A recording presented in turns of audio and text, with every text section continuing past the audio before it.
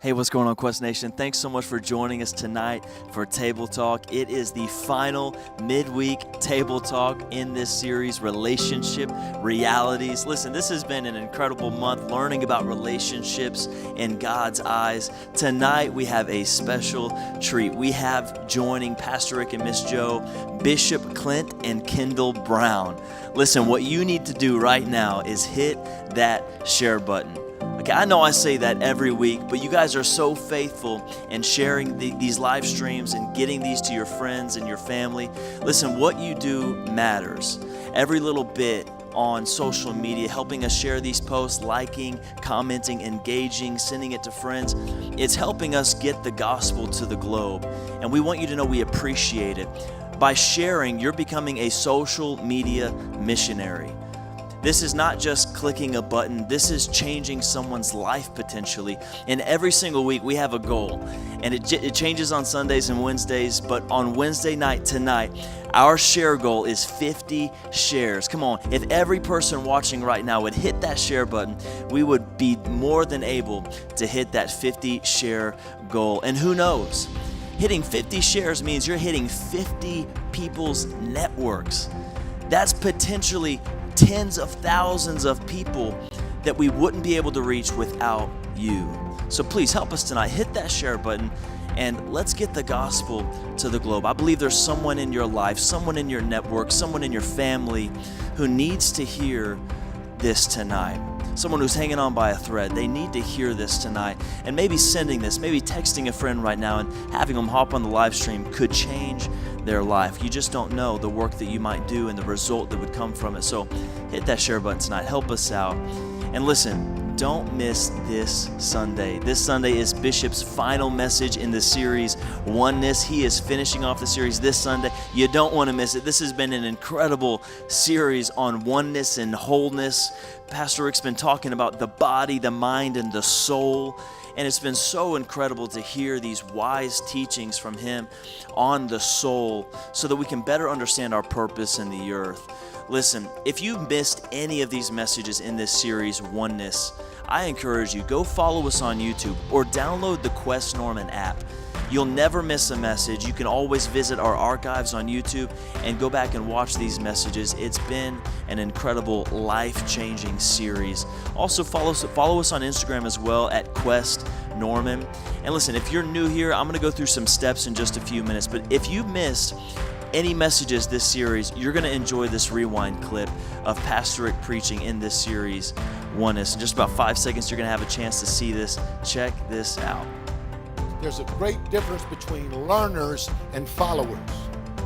Followers are intrigued but not engaged. Others are engaged but they're not invested. Some are invested, but they're only invested for selfish interest. And then there are those who are involved in what Christ himself is interested in. Most of the multitude was seeking something from him, and it wasn't understanding. They had learned if you follow him long enough, you may stumble upon a miracle. That's the way a lot of people follow Christ. They follow him like maybe one day the rabbit might jump up out of the hat. Maybe if I put my hand in the Cracker Jack box, I can pull out a prize. Maybe one day God might do something explosive in my life, and the only reason you're following him is for the element of surprise. There's no devotion. There's no discipline. There's no discipling. There's no learning. Because the more you learn about him, the more you understand you have to lean on him.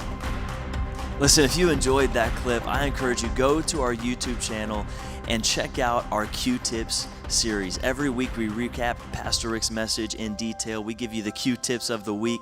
Go back and check that out every week. Subscribe to our YouTube channel. I promise you won't be let down. In just a few minutes, we're going to get started with the table talk. I want to encourage you, if you're new here, there's a link in the description above. There's an I'm new here link. Click that, fill that out, and let us know if this is your first time viewing. We want to know you and get connected with you. Let's get ready for service. We're so glad you're here. Again, hit that share button.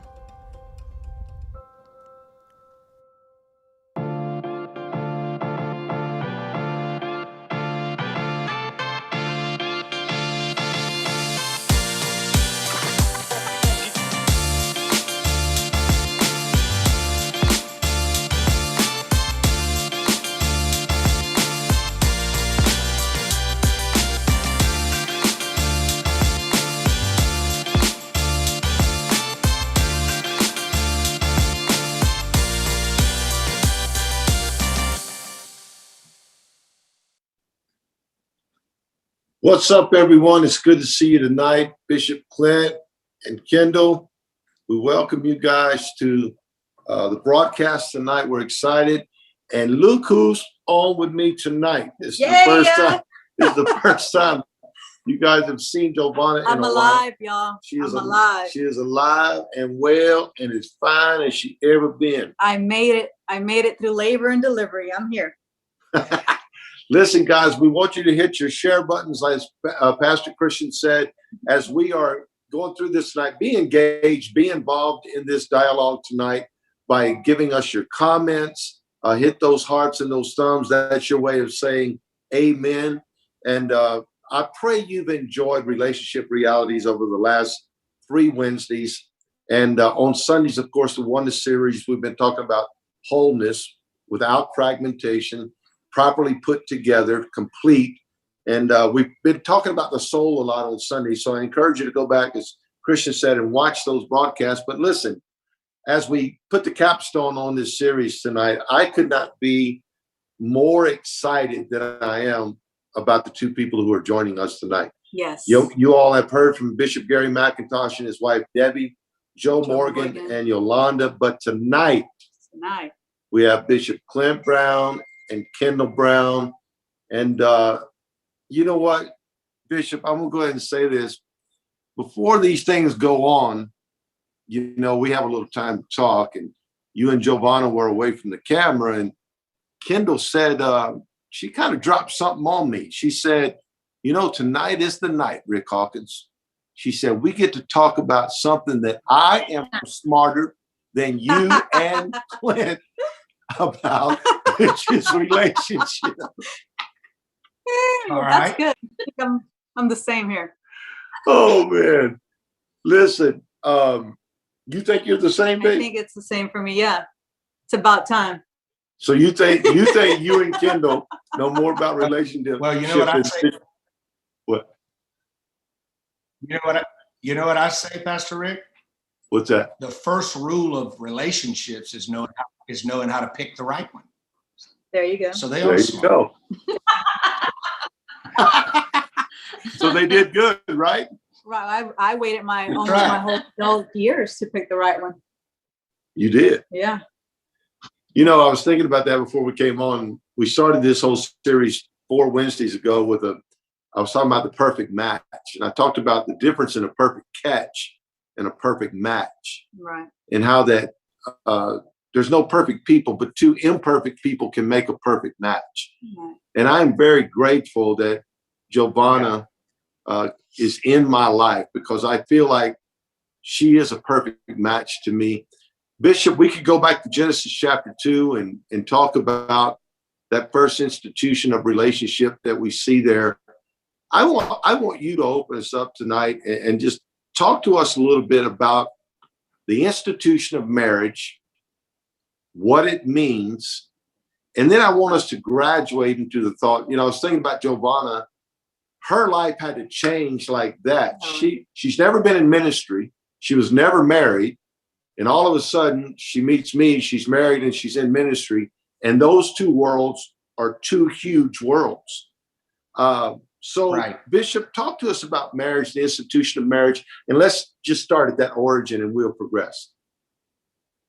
Well, I think, first of all, we're both honored to be on here with both of you. Love you both dearly and appreciate it. Love Quest Church, all the members there. And so it's an honor for us to even be invited. And that whatever we think or maybe our input has value with you guys, that's a humbling thing for us. When I think about relationship, I think about this. I think, you know, a lot of times we think about the man being the stronger and the woman being the weaker, and even the scripture refers to that. But in the referring to that, it wasn't talking about strength as in what we know strength to be, because I believe a great relationship is this. When God created Adam, the Bible says that God said he needed a helpmate. And so, Pastor Rick, you are a lot like me. We grew up a lot similar backgrounds. You grew up around hard work. You grew up around working out in the field, working in the barn, all that kind of stuff. Right. When you need help to carry something, a cross tie, you need help to lift a gate, you need help to whatever. Isn't it true that the important thing is I have to find someone when I'm going to carry something that's heavy of equal strength, not less strength, but equal. And so I believe when God gave me Kendall, when he put her in my life, I believe that he didn't put somebody weaker than me. He didn't even put anybody stronger than me. Somebody that matched the need that I had in my life to carry. And that meant when she grabbed one end and I grabbed the other end, we could move it and accomplish it, whatever it is that God's called us to do. I needed someone with equal strength to help me carry that. And I believe that's the key of relationship, is valuing each other's equal strength. And that's why God put that mate in your life. If that makes sense. It makes total sense. And I've never heard it put that way. And it brings a lot of clarity to relationships, in my opinion. So that's what I would call a complementary relationship. It is two equal parts. I was telling our people Sunday that 2 half people don't make a whole person. And it takes 2 whole people to make a complete relationship.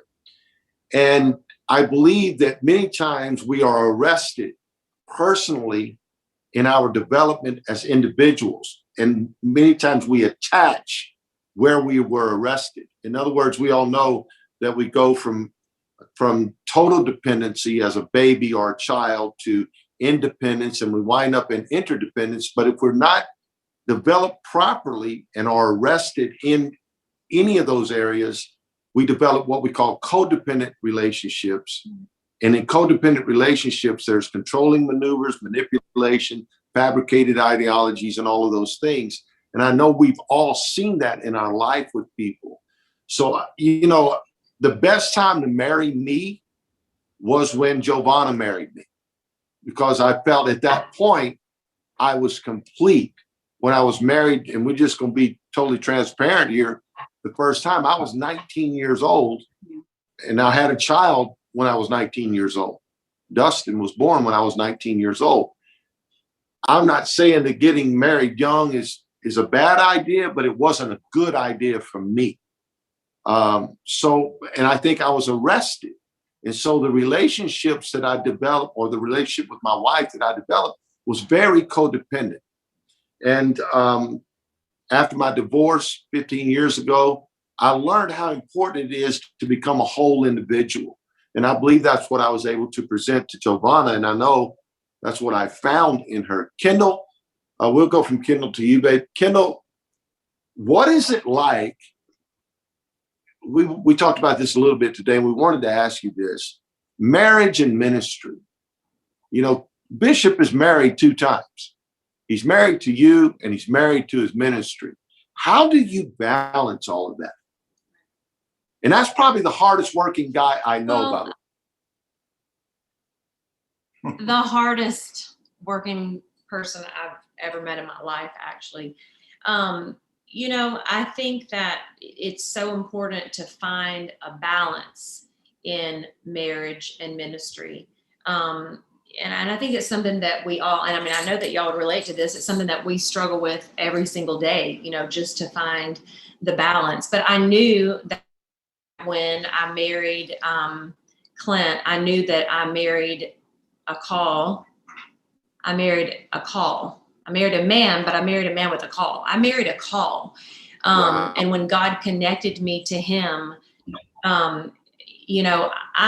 I honestly, this isn't for everybody, but like for y'all and for us, like ministry and marriage, like everybody doesn't have this experience. But like for me, I have so much honor and I have so much respect for the call on his life and the gift of who he is and for what he does, that I am very willing to accommodate and many times take the back seat to so mmany different, to my own personal needs, just so that, because I honor and respect what he's called to do.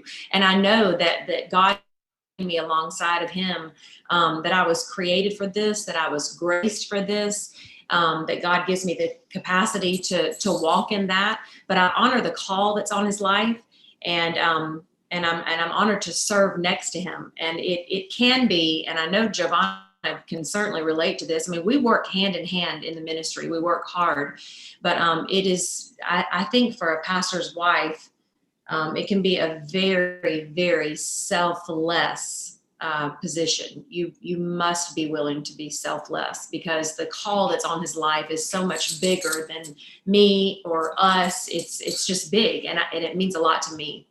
So that's where I find my balance. Well, I want to say something to you, Kendall, before we go to Johvana. I want to commend you. And that's why we wanted to have you guys on here last, because I'm going to tell you something. If I've ever seen a woman do that, it's you. We're all friends here, but I've watched you in person honor Clint. I'm going to just call you Clint tonight, Bishop, if that's all right. I've watched you show respect for him in public. I've watched you defend him like amazing defense of your husband. Not that he needed it, but you were there as a wall and insulation for him. And so I wanted to just pause and commend you for your service in the kingdom of God, but your partnership to an incredibly honored man in the body of Christ. You, Kendall, you should be honored. You should. It's amazing what you've done. And so I just want you to know it's not going unnoticed.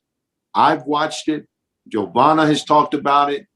We celebrate you tonight, Kendall. You're a blessing. Yes. And on top of that, anybody that can be married to Clint Brown ought to be really blessed. I agree. Baby. Well, I got to say that she touched every point that I was going to. I believe everything she said to be true with me. Yeah. It's so true. And I've learned as a pastor's wife, you have to be selfless in what you want and put your needs in that back burner. You got to get things done first for the ministry. I believe the calling is an individual thing. Mm-hmm. We got to be called. We got to feel that calling individually. But the Bible says when two are married, you become one flesh. So I deeply believe in what he does, and his vision is now my vision, and not that it wasn't before. It's not the first time that I've led and served. Right. So I have a lot of experience in that, me being the vice president to a nonprofit organization for breast cancer survivors and fighters for a very long time, maybe 10 years, gave me a lot of experience. And so I know that you have to kind of put yourself last in some occasions and lead and serve as God has called us to do. But with Ricky alongside, he makes it so much easier. I know some pastor wives have it a little harder, but he really makes it as easy as it can be for me. And I think it's maybe because of your past marriage. And I remember you clearly saying to the church, I don't want to bring my wife in as that pastor wife. I really want her to be my wife, experience her as a wife. Married to me and not married to them. Yeah. And so I really appreciate that from him. But I've learned to love our congregation, the church, every individual that goes there. So I don't mind being involved. Right. I really enjoy it. And every man, we look for acceptance, we look for security, identity, the basic needs of all of us. Probably my biggest one, Bishop, is affirmation. I like being affirmed. When we walk off the pulpit, even you and I together, we'll say, how was that? How did that go? Did I do all right for you? And that's really affirmation that we're looking for. Right. And I just, I thank God for my wife, because she lets me know I'm her favorite preacher in the world. That I'm full of revelation. That was a powerful service. Well, you are, babe. Well, thank you. No disrespect to Bishop, but and I'm sure Kendall believes that too of her husband. Yeah. But it doesn't, Bishop, you want to jump on that? That affirmation part for a man to me is significant. Yeah, I think one of the things too that you mentioned, getting married young, my father was not a minister, but I grew up with a ministry, surrounded by a ministry influence. And we were told, and I guarantee you were, that if we were going to be in the ministry, well, you better find a wife that can complement what you do. You better find somebody that can play the piano, sing. And so they didn't tell you to seek for love. They didn't tell you to seek for something not just companionship, but like compatibility. You better find somebody that's going to be able to complement your ministry. And I found out that complementing and completing a ministry are two different things. Come on. And I, what we do, we need people that, wives that will come into our life, that came into our lives, that yes, knows how to compliment us, but won't let us stop without completing what we've been called to do. Right. And, I think one of the things, that we search for, and the reason is because as a little girl, I think women are prepared for life, and I think men are pretend to life. Wow. And I'll tell you what I'm talking about. When we were little, our parents bought us fake, the little cowboy guns, holsters, and we played cowboys and Indians, or we played different, or Batman suits, or Robin suits, but not little girls. Little girls got doll houses that they learned how to decorate. They got babies that would cry. They changed their diapers. All these little toys. And to me, I think women were constantly being prepared as little girls while we were pretending. And then it flips on you.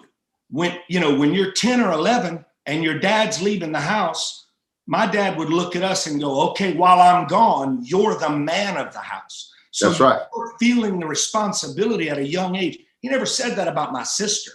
He said that to us. Then when we would go places, we would be asked these questions. Well, are you going to be a pipeline superintendent like your daddy? Well, are you going to be a lawyer like your daddy? Hey, are you going to be a preacher like your daddy? We're constantly that pressure of, we weren't prepared. We were pretending. And then all of a sudden you start getting the pressure. Whereas women, are constantly my little queen, my little princess.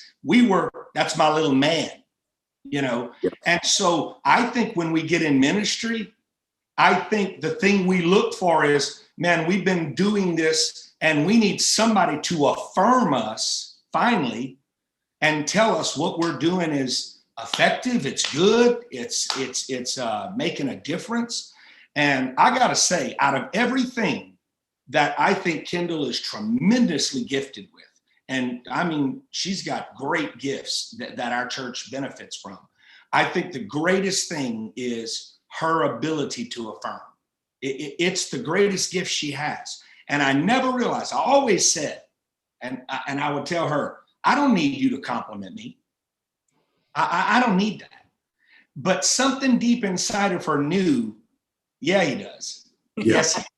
Yes, he does. I guess, there's a part of me that's like, hey, I've been doing this for years, and I've accomplished this and accomplished that. And the last thing I need is for you to compliment me. But deep down in her, I think in her heart, I think she knew that's part of her assignment, is to reaffirm me, to continually keep me confident in who I am and what I do. And I think that's extremely important, extremely important. I can't tell you how many pastors I know out there and men that just work their fingers to the bone, and all they get from their spouse is it's just not good enough, or comparing. Why is that church successful? Why is that, they'll go visit a conference and they'll see what other people are wearing, driving. It's tough, when you're doing your best. And a wife that tells you you're the best and believes it, not just to patronize me, she believes that. That means something to me, because she don't, and I know I might offend people, she's not a BSer to anybody. And Right. She doesn't do it to me, because there's been times I've got in the car and she's told me, she said, look, that was a good word, but let me tell you something. You're preaching angry, and it's not going to benefit us. You're mad, you're angry, or you're upset, or you're preaching to the people that aren't in the building, Clint. Yeah. She doesn't always just come at me and go, oh, you're phenomenal, you're great. But when I do ring the bell, she lets me know it. And she always, when she brings a word to me about something, whether it's it sounds possibly negative, she always knows how to layer it with that other stuff that says, look, you and I both know you're a great preacher, and I appreciate that, but it's also truth, that makes it effective. But yes, affirmation, I think ever since we're little boys, daddy, watch me, daddy, watch me, daddy, watch me. It's just built into us. Whereas little girls didn't have to do that. Right. They were daddy's little girl princess and all this. And we were always, that's my little man. We always had to accomplish something. I thank God for her and the way she does that. It's awesome. I like that. I love your perspective on stuff and how you can make it so practical. And the revelation behind it is always powerful. I can sit here and listen to you talk all night. Kendall, do you have any caveat on any of that? Because I've got a couple of questions for you guys, but I want to give you an opportunity. I'm so ready for the questions, but I think my caveat on that, I know, I did wondered if we would open this up by speaking to the people who are unmarried, because there's a lot of people that are watching that are unmarried.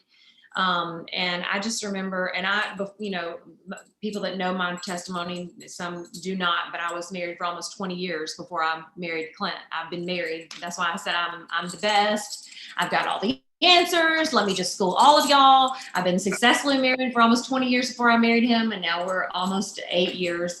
But let the people, Kendall, let the people know the whole story. You weren't divorced. No, my husband and I were in a boating accident after almost 20 years of marriage. And he was just about to be 40 and I was just about to be 40. And he was killed. And so, and we'd known Clint, actually, we were on staff with Clint years prior. And then when God, and I always say that on the heels of the greatest tragedy of my life came the greatest miracle of my life, when God not only not just connected me to Clint, but God reconnected me to my purpose when God connected me to Clint. And what the enemy meant to destroy me and to end me, God just said, it's just crazy. There are some things you just have to just accept God's sovereignty, even though you don't understand. But I absolutely know that even in that, I say it always about my life, that I wouldn't want to live it over, even from my childhood. I wouldn't want to do it again, but I wouldn't change. And it took me a while to say that about my husband dying. 20 years of marriage. That's a big, it's a big deal. My mom had been married 3 times. So when I married the very first time, I did it right. I held on. I was a virgin. I waited for the one, like it was it. And people have different perspective about the one, but that's what I was going to say to the single people. But I held on. And because I felt like I'd already been divorced twice, because my mom had been through divorce twice, and I wasn't going to get it wrong. And then after God brought me that gift, and then to lose that, when I married Clint, I didn't do it lightly, because I didn't take it lightly the first time. And I knew that God had a call in my life, my whole life. And when God connected me to Clint, he just reconnected me to that purpose that was on the inside of me. But I just think about, people often would ask me advice about marriage. And I often say that I'm going to write a book, Marriage is as Easy as 1, 2, 3, which is really hilarious, because marriage is freaking difficult. Great marriage is freaking hard. I mean, you have to work hard every day to have a great marriage. I mean, people that you see have great relationships, it is not by accident. You work hard to have a great relationship. But my premise for that is, number one, God created you on purpose and with a purpose. And who you connect with is so important. People take you up or take you down. Like, it is very important who you connect with, who you marry. But also that God gives us the desires of our heart. And that scripture means that he puts those desires within us. When I was 13 years old, I said, God, I don't care what I have to go through in my life to know you. I want to know you. Yeah. And then, many, many years later, I wave the white flag and say, I know you good enough, But I believe that God put that in my heart. I believe because God knew my path and he graced me to walk this journey, But but when God created me, he did not create me. And for those that are watching that are unmarried, if you desire to be married, I think that God placed that desire within you. I think that God doesn't have for you to be single if you desire to be married. So number one, God created you with a purpose on purpose and put the desires in your heart. And then whatever it is. So when I was young, I just say you take the top 3 things. If you are not married, you take the top 3 things, put them in order of the most important to the least, at least 3 things. Mine was, I already know, I want a man that loves God with all his heart. And that relationship is before me and not about me and not for me. It has nothing to do with me. That's him, number 2, number 3. But here's the thing. It doesn't take 15 dates to find out if somebody's got your number 1, 2, and 3. It really doesn't. So you just settle it in your head right away. Like, this is just a movie date. This is just a dinner date or whatever. But you get those top 3. And I believe that's what God put in you, and you don't settle, and then you don't wind up in a stupid situation, Yeah. So, but I just knew when God connected me to Clint that God was reconnecting me to my purpose. And it was very, very, it was very clear. It was very evident. It was not easy. It wasn't easy, No. But How long were you single, Kendall? A year and a half, I think. About a year. About a year. About a year. Yep. Yeah. Yeah, when we got married. Yep. But and I had been single almost 11. Yeah, I had been married 20 years. He had been single for 11 years. It was not long after, which is crazy. And people really did question me. I even went to talk to a counselor to make sure I wasn't crazy, because I thought could I be crazy? But everybody around me was saying, yeah, this is God. But I think, again, it speaks to when people ask me all the time, how did you overcome that or whatever? God can meet you in a moment, heal your heart, whatever. Grief is a process. But the thing is that we all go through things in our life. And when that thing comes up against you, it is literally it's just a choice, to move on is a choice. And when I was in that position, the first thing I did was get in God's presence with Clint Brown's worship music. I said, I've got to get God's presence, and I got to find my peace, and I got to find my joy. And I just drive around in the night by myself and sob my eyeballs out and listen to his worship music and just say, God, you've got to meet me right here, Yeah. And so yeah, she could be right quickly in that she does have us on this, Bishop. It's very obvious that she understands successful relationship. I believe you now, Kendall. I do believe you. Thank you. I appreciate that. I remember when you called me one time, Bishop, I was very single. And you told me, you said, man, how you doing? And I'm good. And we were just having one of our homeboy talks. And you said, you're never going to get married. And I said, why do you say that? And you said, because your life was too put together. You don't have room. You remember telling me that? Absolutely. You said you don't have room for a wife in your life. There's no room for her. And it was at that point that I realized, now I think I'm really ready, because I felt that complete. And that's when I met Johvana, and Johvana met the best thing that's ever happened in her life.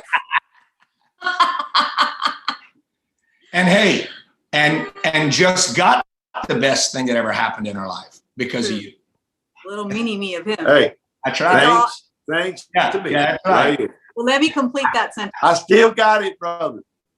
Yes, sir. Let me affirm what you just said. Yes, baby, you are the best thing that's happened to me. It really is. Thank you. Thank you. But going back to affirmation, I love what you said, Kendall. It is so true. You do. I've always felt like I would end up in something like this, in ministry, and perhaps maybe even a pastor or bishop, which I ended up doing. I remember my friend, right before I met you, she said, you know what? I have a feeling you're going to marry a pastor. In the back of my mind, I was like, I agree. I think I will for some reason. And then we did. Yeah. But going back to affirmation, that's something that I've kind of learned from you. And I think it's something that a lot of women and people in general struggle with, is affirming somebody. But I believe I've learned that from you a whole lot more to do it so much. I think I haven't had it my whole life either. And it can end up hurting you in so many ways, even dealing with the wrong relationships and with wrong people. Yeah. That lack of affirmation. But I've learned from you to affirm and be more affirmative.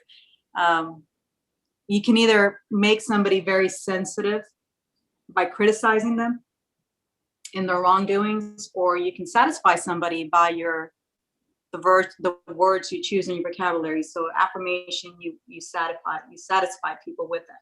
You choose to always want to satisfy your wife in every area of their life. So why not satisfy them with affirmation? So I believe that to be very, very, it's something women really need to learn. You've said it before, that you learned from someone else, that you will get from your wife what you call her, or be careful what you call your wife. Yeah, whatever you call her, that's what you're gonna get. That's what you're gonna get. We'll go two more things here and we'll be done. But I want to ask this question, both of you guys and Johvana as well. We're gonna talk about two things: greatest challenge in relationship and the greatest cornerstone of relationship. Let's start with that. What is the greatest cornerstone in a relationship, in your opinion? The most important thing in a relationship, healthy relationship, the most important thing. Well, a lot of people would say trust, but I don't think trust is the most important thing. I think honesty is. I think if you're honest, I think that builds trust. It's one thing to say something to say something someone wants to hear. It's way more important to say something someone needs to hear. Wow. And I think honesty, to me, in a relationship is the most important thing for me than anything else. Honest about what you're feeling in the moment. Honest about, and it doesn't have to be, like this, because men, Kendall and I were having this conversation the other day. I tend to say, when she says, "What's wrong with you?" I tend to say nothing when there is something wrong with me. And the truth of the matter is I'm just processing it. But I think it's scary to be honest. For me, it is, because you have a fear of rejection. You have a fear of being judged. There's a lot of fears that come with being honest. I don't think everybody that lies is lying because they're a bad person. I think people that lie most of the time are lying because of the consequences, because of the judgment, because of not being accepted anymore. So I think, to me, if there's honesty, hey, you made me feel this way, or hey, I don't like this, and you put it on the table, as you can, be mad at me about me being honest. You can be hurt about me being honest, and we can work through anger and hurt and all of that. But you can't work through lies. You can't progress and go forward with lies. But you can work on somebody being mad at you. You can work it out. You can work on somebody being hurt, because you can talk it out. But you can't get to any healing if you're not willing to be vulnerable enough to be transparent and be honest. Man, that's rich stuff, man. Rich stuff. Kendall? Well, I was going to say trust, but without honesty, you can't build trust. So I was going to say that. And then the second part of that question was, you had two. You said, the other one is the greatest challenge in your relationship. Oh, the greatest challenge. Oh man. Honesty. No, it's not. No, I think I didn't know that you said the greatest challenge. I don't know if it's the greatest challenge, but I think it's like so important, vital, like you can't do without, is communication. And that's one of your points. Are we going to get to the sex, the money, and the communication? Okay, We're in it communication. now. We're in it now. But no, communication, I think, is so important, because women and men, it's like our world today, we can't say anything. Yeah. And we can't have an opinion about women and men, but I'm sorry, America, women and men are like, we're wired differently. Like our hormones are different, like our chromosomes are different, like everything's different. So just men and women, we think differently, we process differently, we communicate differently. And like some women have, I always say and I think you would agree with this, like I really do process, think, and kind of communicate at most of the time a little bit more like a man. Like I think some women have a masculine energy that just kind of operates a little bit more like not as soft. And so I'm kind of like that, which is why, that's one of the reasons like why I think we work. But men and women just communicate so differently. They process, think differently, and all of that. But this is true about me, even though I'm that way. Most women, I think, when they come with something to communicate about, they literally, mostly, they just want you to be quiet and just listen, because mostly we can process. It's kind of like going to a good counselor and they just reflect, like, how does that make you feel? Blah, blah, blah. And they just mirror everything that you're saying. It's kind of like that. We just sort of need somebody to listen and just let us like work through the problem. That's why women just sit and talk. And we just work through because the answers come out, But men are hardwired to solve the problem. So they want the facts. Like, give me the facts. Like, while this talking, just give me the facts and let me solve the problem. When most of the time. Hey, you know what I'm thinking? The next time we have a problem, I'm going to tell her, you need to go watch that video and listen to your own advice about all these details. Let me say this. You asked, we told you what's important, and communication, honesty, trust, all that. But you also asked difficult. And I think that's an important question, and we didn't answer that.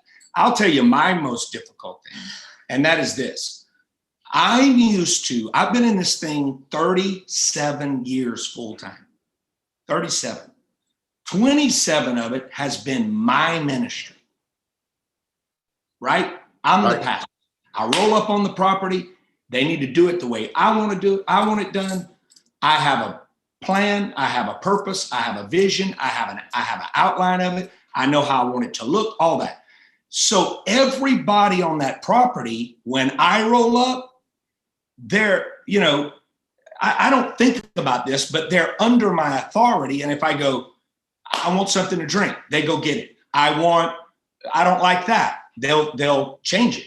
I don't turn that off. They'll turn it off. I don't want to see that person. They won't let them in. Go get me this, do this. And I'm so used to bossing people that when I get home,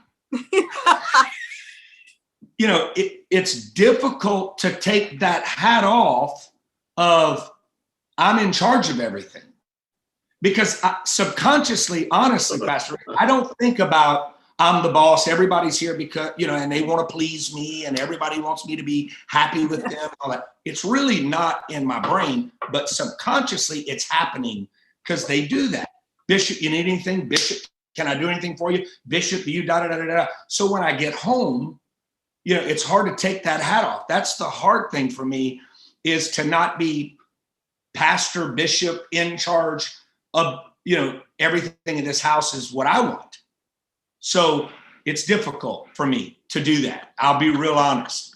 And then the fact that I was single 11 years and everything in my house was the way I wanted it. And she walked into my life, and now you have to take not only someone's opinion, you have to care about it. Please. Which is difficult to do after 11 years of never thinking about that, you know? Right. And so I don't know if that makes sense, but it really is hard for me sometimes to take the hat off of everything's like I want it and everything's done the way I want it done. So when I get home, life ain't like that when you get in your house. You know? Ain't the way it is. You just read my. You're not alone, Ricky. No. See, I'm the same exact way. And it's not only getting this done, but the speed of it getting done. Yes. And I'm like, when I asked Johvana for something here, like it takes 10 minutes Now- to walk right there 20 to get- minutes now with River. to get a glass of water. You know, and I'm like, are you going to come back with the water? Yeah.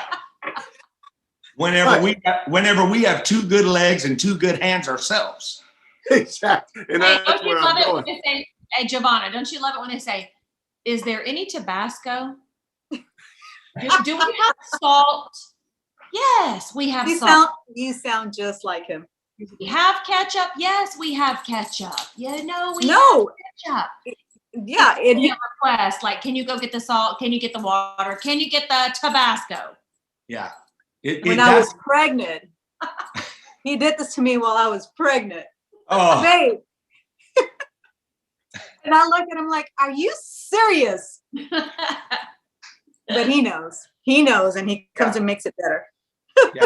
that's my Guys. that's my challenge.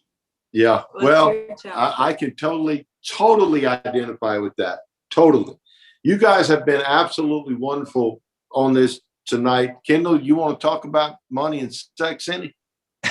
I mean, I don't know how much time we have. We're going to get to it. She got excited when she saw that rated R thing. Yeah, I was like, it's rated Yeah, come on. What are we going to do? Let's talk about it. Let's take 10 minutes, because I'll be honest with you, in the relationship reality series this month, none of the guests have jumped on that whole sex part. Joe and Yolanda talked about money. I love sex. Yeah. We have the proof of it. I have proof. 6 weeks old. 6 weeks old. Did you prepare to talk about any of that, Kendall? Because if you did, I want to hear it. I think there's only two real things that you have to talk about when it comes to sex. Number one, men are visual creatures. And I think that is like, I think it's so important. Like, if we just understand each other, then we know how to relate better, and we know how to have better relationships. And if we understand as women that men are visual, I was taught by my mother-in-law, my only mother-in-law, like if I know that Clint is 5 minutes from the house, and I have not, and I'm still in my zip up XL onesie, I may be working all day long, but I will jump up, get it together, run to the bathroom, put on some lipstick, like get myself together. Men are visual. And I think it's so important. And, women like want to get all like weird about about that. I don't know why women want to get all weird about that, because we want to be, recognized. We want to be seen. It's like you said, as little girls, we're dressing up in the princess dress and we're putting on the makeup and the high heel shoes. Why? Because we want to feel pretty. We want to be seen. And then everybody gets so upset because men are visual.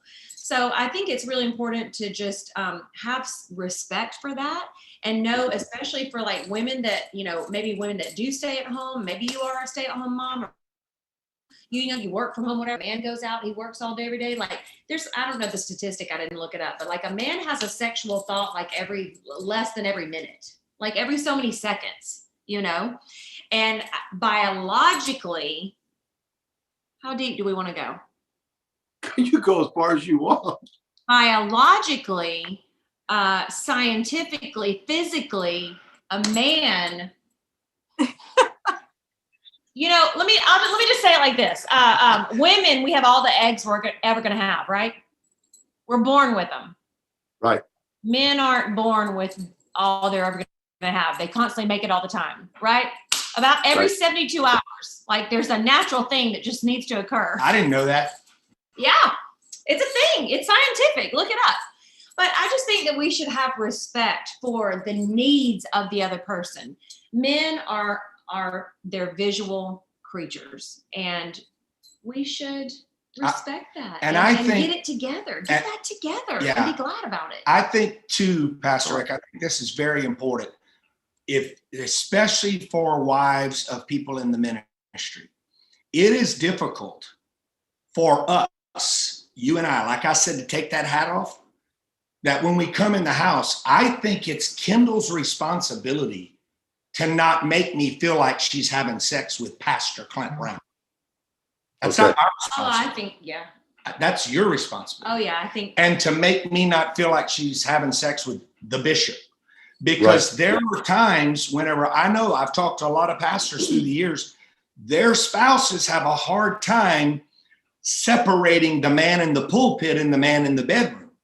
Yep. You know, and then that judgment comes that I can't believe you asked me to do that. I can't believe you said that.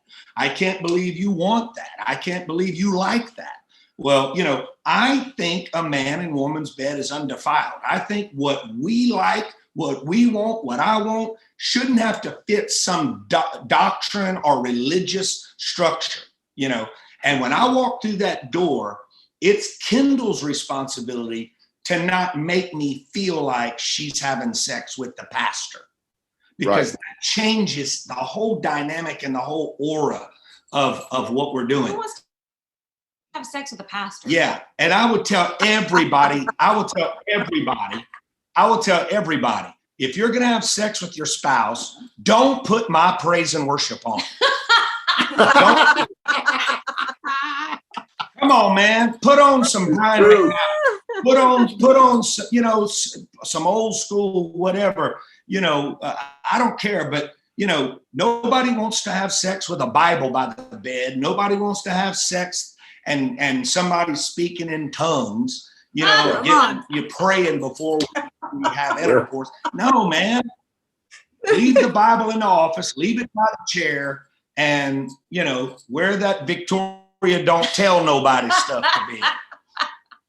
So men are visual and women are relational. I think men are like, haven't you ever heard this? Like men are like microwaves and women are like crock pots. Yeah. Like you've heard this, right? You've heard this. Like, so it's so different. I still think it goes back to communication. I was going to bring up the 5lovelanguages.com. I think every couple needs to take it, and you need to take the test every few years. If you haven't taken it, if you haven't taken it in 5 years, you need to take it again, because your love languages change. But it all goes back to communication. I was just telling somebody today, I think there needs to be a 5sexlanguages.com. I mean, what a great tool that would open up the conversation about sex, you know, because I think it's something that we just don't talk about. But I still think it goes back to communication when it comes to sex. Yeah. You know, I think one of the problems too is everybody's always asking somebody outside of their own relationship what's okay and what's not okay. Mm-hmm. You're asking the wrong person. Right. It's right here. Not you go sit with somebody and ask them if it's okay for me to feel the way I feel, your husband or my wife. I think it's important we communicate and find that out, you know. But I think it's very important, and it needs to be what that couple's needs are, not some biblical structure or some. I had a priest tell me one time when I was growing up that the only reason, and I'm talking about I was an adult married, the only reason for sex was to procreate. I've heard that as well. And you know, and I didn't think about it until I met that preacher's husband and saw how unhappy he was. Yeah. So, you know, I think it's something, you know, it's don't go outside of your marriage to find out what's okay and what's not okay. Find out from your spouse what's comfortable and not comfortable, and what I like, what you like. And I think that's what makes things work. Powerful stuff. And I think, as you guys have alluded to, this topic, this subject, because it's been so taboo in church and we stay away from it, I think that's why we watch the infrastructure of marriages, and especially those in ministry, just crumble, because no one has talked about this stuff. We don't talk about it to our people. We don't teach it to our leaders. It's never talked about. Right. So I think it's very healthy for communication. And I tell people all the time, in my opinion, sex is one of the most important aspects in a relationship, in a marriage relationship. And when it's not right, it's going to affect every other area of that relationship, because it is the one thing that God gave us to do. And I was telling our people the other day that we are the only creation that God made that procreates eye to eye. And if the eyes are the window to the soul, then that's where you create the soul tie with your soul mate. And that creates for a healthy relationship. And when that's messed up, that whole situation at its foundation makes a dysfunctional relationship. So I don't think sex is like number 3 on the chart or number 10. I think it's like the most important thing, because it is the act of marriage, the action, the activity of marriage. It's the endorsement of God on that relationship. That's my opinion. You can study any study you want, and you will find out sex is the second greatest drive in a human being. Number 1 is survival. Wow. That's the only thing above the drive of sex, is I don't want to die. Think about that. Wow. That's important. Strong. Anything else, babe? It's kind of like the animal kingdom. The first 2 as well. It is the animal kingdom in my house. In the jungle. I got to say that coming into this marriage, I learned that the marriage bed is undefiled. Like I was probably a little, prude? A little bit prude. And Ricky opened up them doors, and he said, "I told her, you gonna learn today.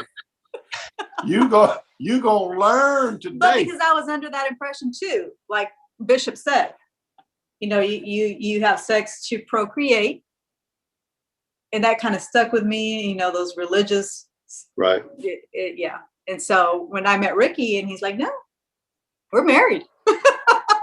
We're about to do this." Hey, you know what you have in common? Fun. What's that? You know what they have in common? She's talking about the animal kingdom. They both married a tiger.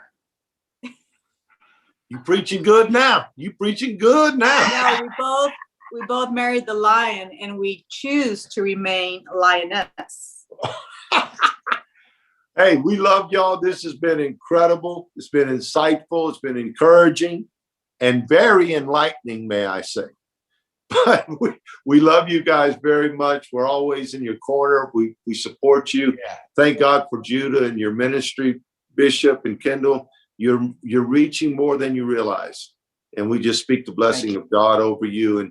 And Johvana and I speak success to you guys. And everyone watching tonight, all 4 of us, we pray for your relationships, that your relationships, you understand relationships are real. They're not superficial. You can't fake this stuff. Yeah. This is reality. And we pray that we've helped you all tonight. And if we have, please share this, because more people will watch it this week. We love you all, and we speak the blessing of God over you. We're going to go back to Pastor Christian right now. Thank you, guys. Love you.